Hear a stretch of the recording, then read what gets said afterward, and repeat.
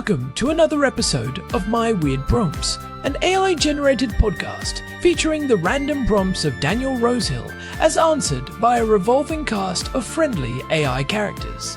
Join us for deep dives into AI, technology, and whatever other random thing Daniel finds fascinating today. Subscribe on Spotify or your favorite podcatcher. Now, today's episode. This episode was generated using artificial intelligence. Please verify facts. Hi there, Herman and Corn. So one of the first terms that anyone who is training their own AI models or downloading them from places like Hugging Face is going to come across, besides tensors, is weights. And we hear a lot about model weights, and when we're training, we're redistributing the weights. But in simple terms, or at least in terms that your average technically inclined user who's not a deep ML specialist can understand, when we talk about model weights, what are we actually talking about? It sounds like we hear sometimes about weights and biases together, and it kind of almost sounds understandable, like the way the model is biased, I guess. It sounds like that's what's giving it some direction for how it actually reasons through tasks. But what does it really mean in practical terms? You can do things like visualize tensors. If you download a safe tensors or some visualization programs. But given the vast complexity of a neural network before and the layered approaches we've mentioned, even that is, of course, going to be a massive simplification. But we have to start somewhere. So what are weights in AI models? And when we're actually doing this process of fine-tuning a model, or for that matter, just training one to create the weights, what is it if we can just picture what's happening to that AI model? What is going on under the hood? Hey everyone, welcome back to My Weird Prompts. I am Corn, and I am sitting here in our living room in Jerusalem with my brother, looking out at a surprisingly clear January morning. And I am Herman Poppleberry, ready to dive into the digital deep end. It is January 6, 2026, and the world of artificial intelligence is moving so fast it feels like we are living in a science fiction novel some days. It really does. And speaking of moving fast, our housemate Daniel sent us a voice note this morning that hits on something fundamental. He was asking about weights in artificial intelligence models. He mentioned seeing terms like tensors and safe tensors on sites like Hugging Face, and wanted to know what is actually happening under the hood when these models are trained or fine-tuned. That is a fantastic prompt. It is one of those things where we use the word weight all the time in the industry, but if you stop to think about it, it is a bit of a weird metaphor. Like, is the model heavy? Does it have mass? Obviously not, but the math behind it is what gives the model its intelligence. Right, and I think for a lot of people, these models feel like magic boxes. You put text in, you get text out. But Daniel is pointing toward the actual gears and pulleys inside. So, Herman, let us start with the basics. When we talk about a weight in a neural network, what are we actually looking at? At its simplest level, a weight is just a number. That is it. It is a numerical value that determines how much influence one piece of information has on another piece of information as it moves through the network. If you imagine a neural network as a series of connected pipes, the weights are like the valves. They control how much water, or in this case data, flows from one section to the next. Okay, so if a weight is high, that connection is strong? Exactly. If a weight is close to 1, it means that the input is very important for the output of that specific neuron. If the weight is close to 0, the network is basically saying, hey, ignore this specific detail, it does not matter for the prediction I am trying to make. And if it is negative, it actually inhibits the signal. It is a way of saying that the presence of this feature makes the outcome less likely. So when we hear that a model like GPT-4 or some of the newer open source models from late 2025 have hundreds of billions or even trillions of parameters, those parameters are mostly these weights? Precisely. A parameter is usually just a catch-all term for weights and biases. When someone says a model has 100 billion parameters, they are literally saying there are 100 billion individual numbers that have been fine-tuned to help that model understand language or images. It is a staggering amount of data when you think about it. 100 billion little knobs that all have to be turned to exactly the right position for the model to make sense. That is a great image. 100 billion knobs. But Daniel also mentioned tensors. I know that word comes up a lot, especially with Google's tensor processing units or libraries like TensorFlow. How do tensors fit into the weight conversation? Think of a tensor as the container for the weights.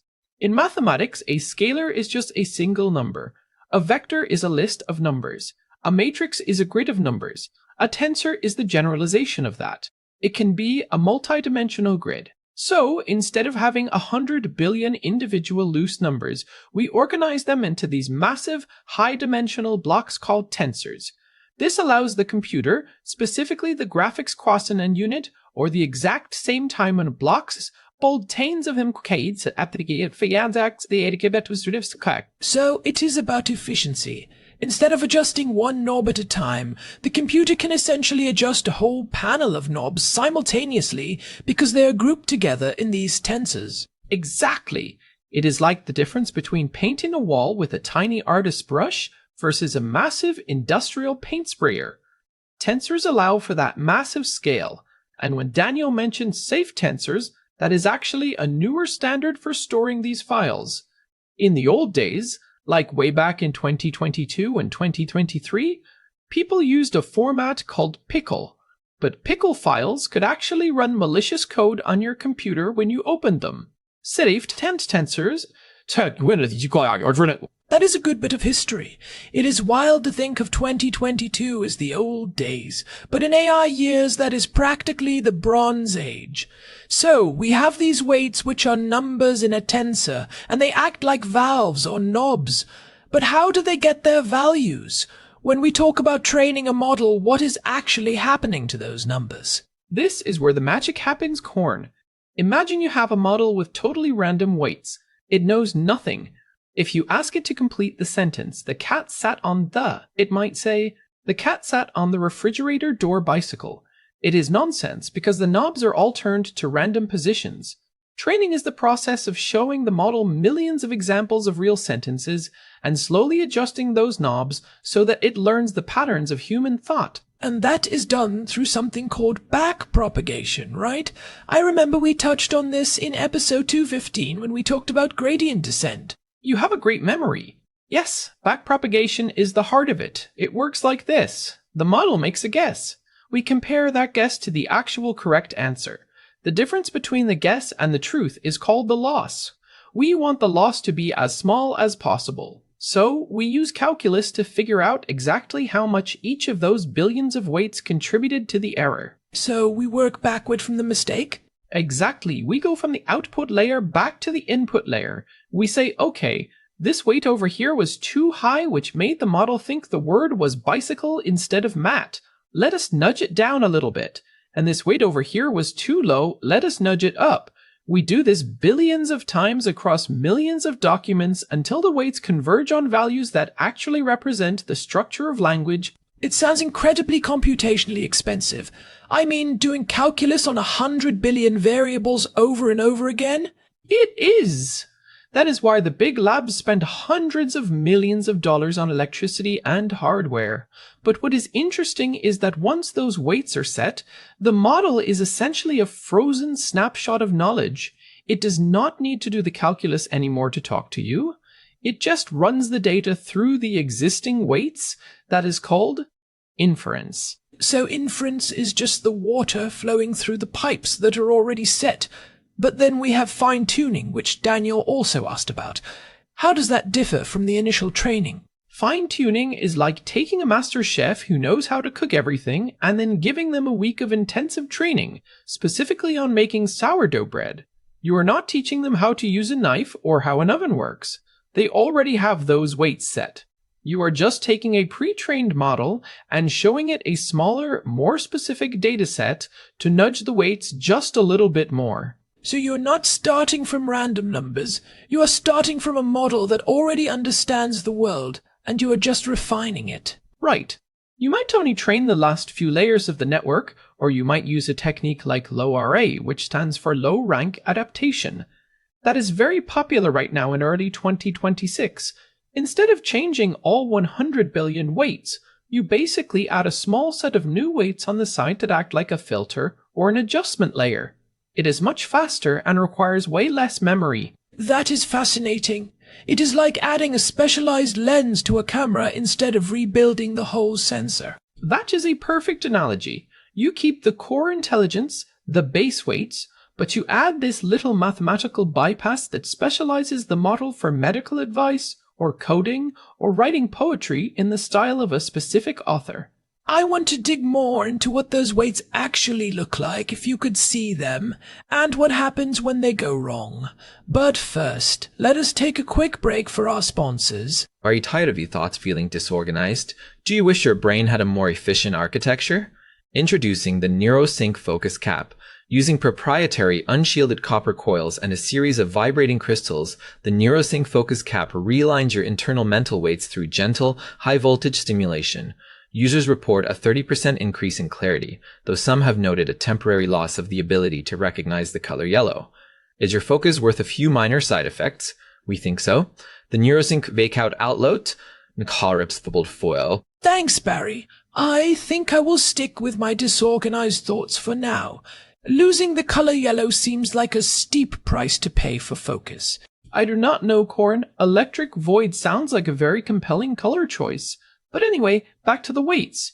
We were talking about what is happening under the hood. One thing Daniel mentioned was biases. We usually hear weights and biases mentioned in the same breath. Yeah. What is the bias? If the weight is the strength of the connection, what does the bias do? Think of the bias as a threshold. If the weights are the volume knobs, the bias is the master power switch that determines how loud the signal needs to be before it even registers. In math terms, if you remember the equation for a line from school, y equals mx plus b, the m is the weight, the slope, and the b is the y-intercept, the bias. It allows the model to shift the entire activation function up or down. So it gives the model more flexibility? Exactly. Without a bias, every neuron would have to pass through the origin of the graph. It would be very rigid. The bias allows the neuron to say, okay, I do not care how strong the input is. I am not firing unless it hits this specific level. It is crucial for the model to handle data that is not perfectly centered or balanced. You mentioned earlier that weights represent knowledge.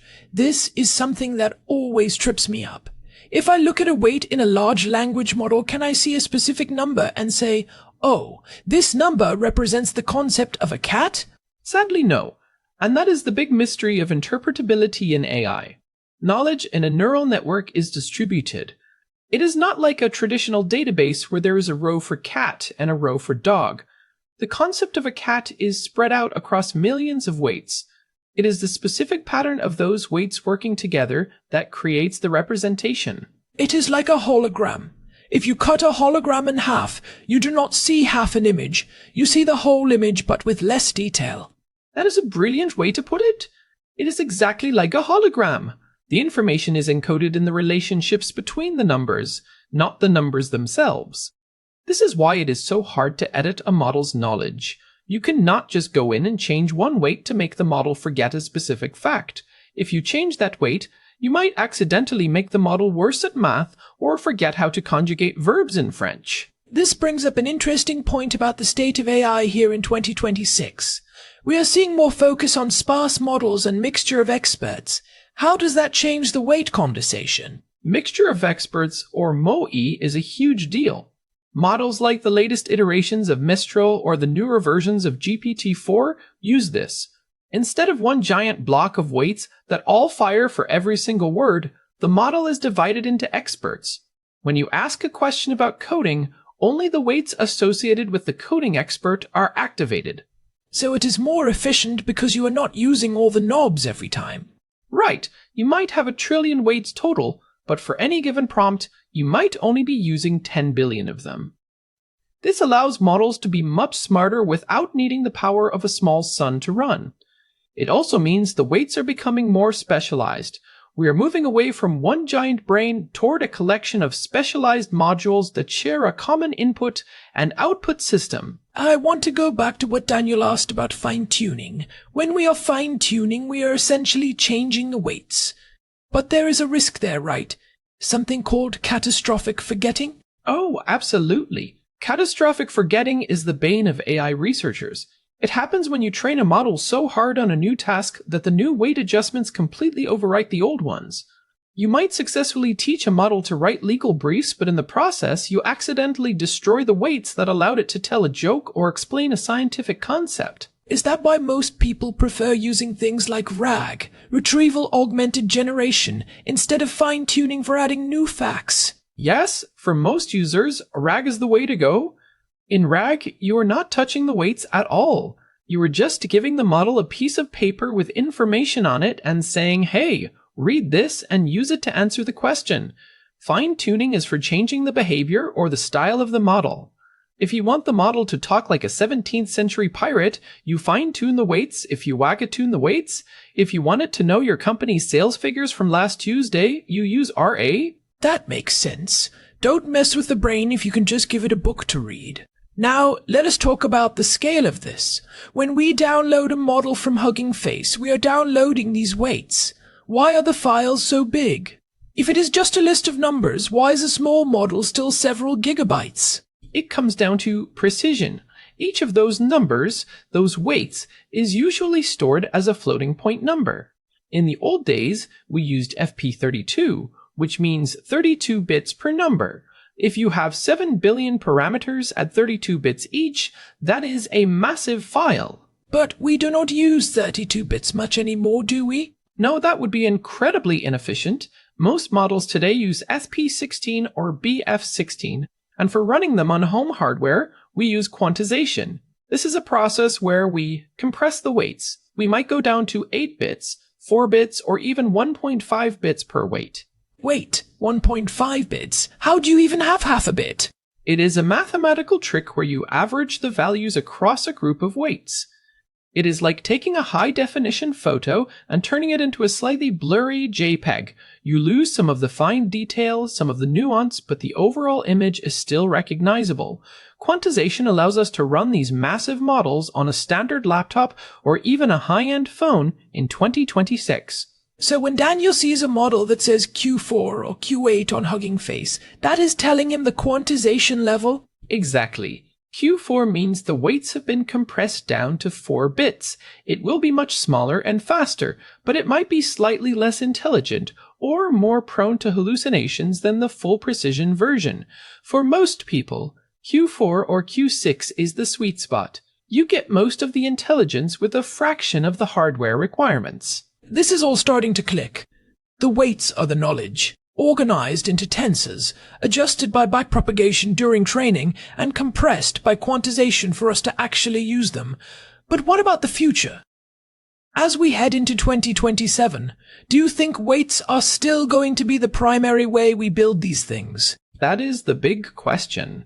There is a lot of research into something called liquid neural networks, or spiking neural networks, which try to mimic the human brain more closely.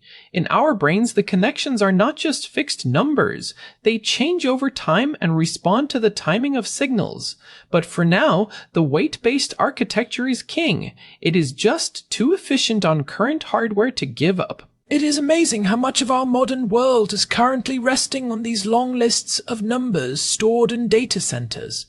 Every time you ask an AI for a recipe or a line of code, you are triggering a massive cascade of math through billions of weights. It really is a feat of engineering. And I think the more people understand that there is no ghost in the machine, just a very, very complex set of mathematical valves, the better they can use these tools. You start to realize that when a model makes a mistake, it is not lying or being lazy. It is just that the weights for that specific path were not tuned correctly. It takes the mystery out of it, but it also makes it more impressive in a way. The fact that we can encode the complexity of human language into a file you can download onto a thumb drive is wild. It is the ultimate compression. We are compressing the collective output of human culture into a tensor. So, for Daniel and anyone else looking at these files, when you see a safe tensor file that is 15 gigabytes, just imagine it as a giant frozen library of connections. And if you decide to fine-tune it, you are just gently thawing those connections and reshaping them to fit your specific needs. Well said, Corn. It is a living math. Well, not living, but dynamic. Before we wrap up, I think we should talk about some practical takeaways. If someone is listening to this and they want to start playing with weights or fine-tuning, what should they keep in mind? First, understand your hardware. If you want to fine-tune a model, you need a lot of video RAM or VRAM. That is where the tensors live during the training process. If you do not have a high-end graphics processing unit, look into cloud-based services or use those low-raw techniques we mentioned.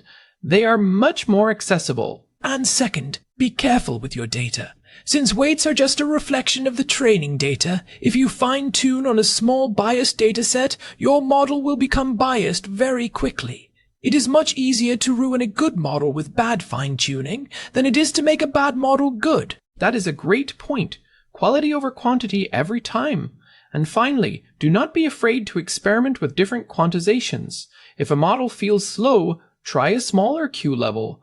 You might find that the loss in intelligence is barely noticeable for your specific use case. Great advice. This has been a deep dive, Herman. I feel like I have a much better handle on what is going on inside those safe tensor files now.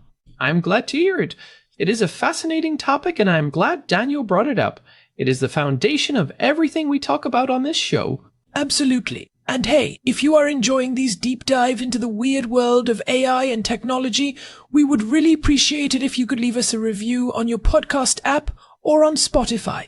It genuinely helps other curious people find the show, and we love reading your feedback. It really does make a difference. We are up to episode 277 now, and it is all thanks to you guys listening and sending in these prompts. You can find all our past episodes and a contact form at our website, myweirdprompts.com.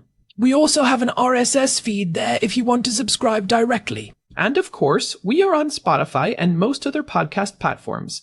Just search for My Weird Prompts. Thanks to Daniel for the prompt, and thanks to all of you for listening. We will be back next week with another deep dive into whatever weirdness comes our way. Until then, keep your weights balanced and your tensors safe. This has been My Weird Prompts. I am Corn. And I am Herman Poppleberry. Goodbye, everyone. See ya. Yeah. This episode was generated using Gemini Flash 3. Text-to-speech engine was Chatterbox Turbo. Thanks for listening to another episode of My Weird Prompts, an AI-generated podcast featuring Daniel Rosehill's AI prompts, as answered by a revolving cast of friendly AI characters including me, Cornelius the Sloth. Subscribe on Spotify or visit myweirdprompts.com.